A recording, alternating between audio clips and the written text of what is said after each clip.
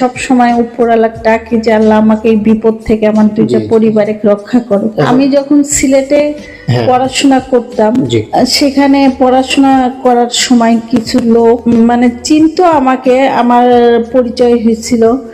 তারা যে কোনো ভাবেই হোক জানতে পারছে যে আমার সাথে কিছু সমস্যা আছে বা আমার পরিবারের উপরে কিছু প্রভাব আছে, ওখানে এমন কিছু ব্যাপার আছে যা আমি প্রকাশ করতে চাচ্ছি না। কিন্তু আসল যে ব্যাপারটা, যে এই লোকগুলা আমাকে কবজা করার জন্য বা আমার পরিবার থেকে যে তারা একটা ফায়দা করার জন্য, হ্যাঁ কিছু ব্যাপার আছে, মানে সরাসরি যে আমার পরিবার বা ভাই বোনদের কাছ থেকে আর্থিকভাবে তা না, আমাদের সাথে কিছু এমন কিছু ব্যাপার আছে যা বাস্তব জগতে, আমরা যে এই জগতে আছি আল্লাহ তাআলার সৃষ্টি বাস্তব জগতে, এই জগতে মানুষ কখনোই এই সব মানে কল্পনাও করতে পারবে না যে এরকম কোনো ব্যাপার আছে।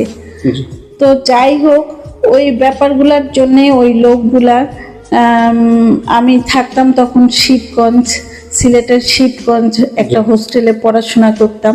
সেই সময় ওখানে সিলেট তো পবিত্র ভূমি, ওখানে কত সাল হতে পারে, 98-99 এইরকম হবে আর কি।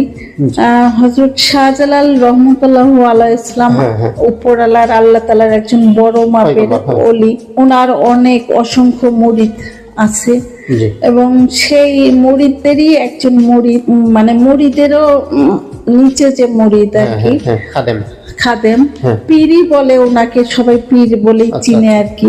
সিলেটের শিবগঞ্জ বাজারে তার মাজার আছে। আর ওই তথাকথিত ওইসব